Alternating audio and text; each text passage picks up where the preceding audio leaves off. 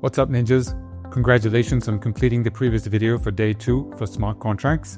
Now it is time to put your new knowledge to the test with a few multiple choice questions.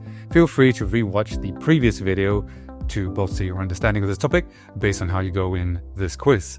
Ready? Let's begin. First question. Which programming languages are compiled to EVM bytecode? And the options are JavaScript, Python, or Solidity. I'll pause for a bit while you think of the answer. And the answer is Solidity.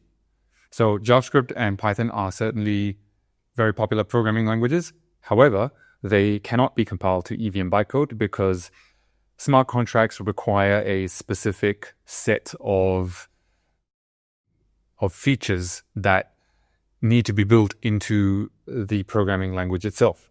In fact, Python is an interesting one because there is a language called Viper, which can be said to be basically Python, but with addition of smart contract specific facilities built into the language. Right. The main one, however, is Solidity, and that will be the one that we'll be using throughout this course. Right. So maybe the three most common languages that you'll see out there for EVM bytecode programming is Solidity and Yule, which is also technically part of Solidity. They both are compiled using the Solidity compiler. And then there's also Viper, as mentioned earlier on, which has a Python-like syntax.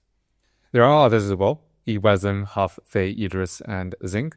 However, chances are you will not need to use them unless you're doing something really specific, like a specific use case that makes use of one of these. All right, next question. When you deploy a smart contract, what code is executed? The options are none, or the constructor, or any function that you specify within the deployment transaction. I'll pause for a bit while you think of the answer.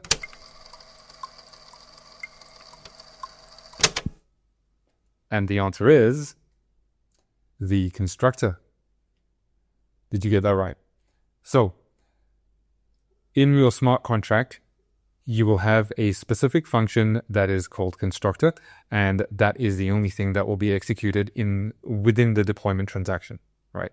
Everything else will be EVM bytecode that is copied and stored at the address of that smart contract that is used post-deployment, right?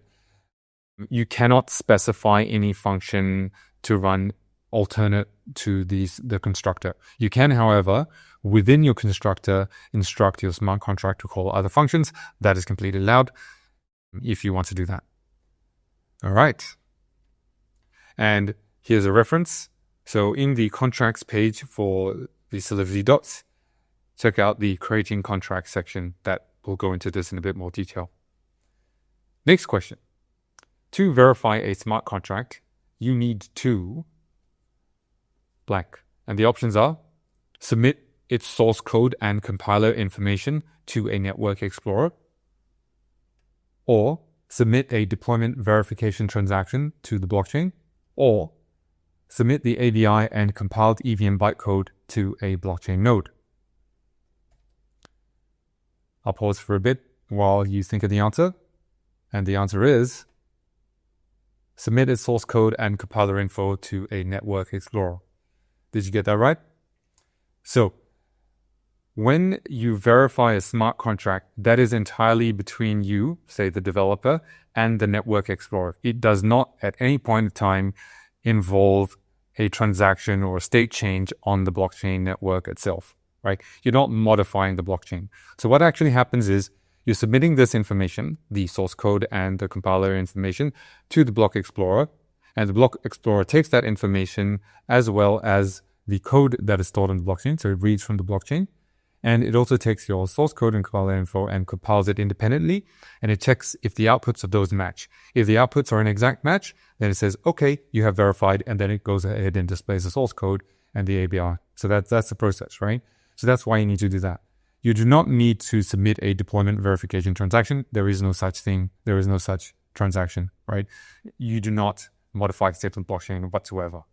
And of course, the ABI is something that you see appear on a blockchain network explorer post verification, but you never actually submit that. That is in fact produced or generated by the network explorer itself when it compiles the source code that you provide to it in the verification step. Right, to find out more, check out the Injective docs. We have documentation on how to verify as on Hardhat as well as on Foundry, which are two popular development tools on any EVM network. Now, you have tested your knowledge with a quick quiz and just wanted to know if you got the questions right or if you were unsure about anything.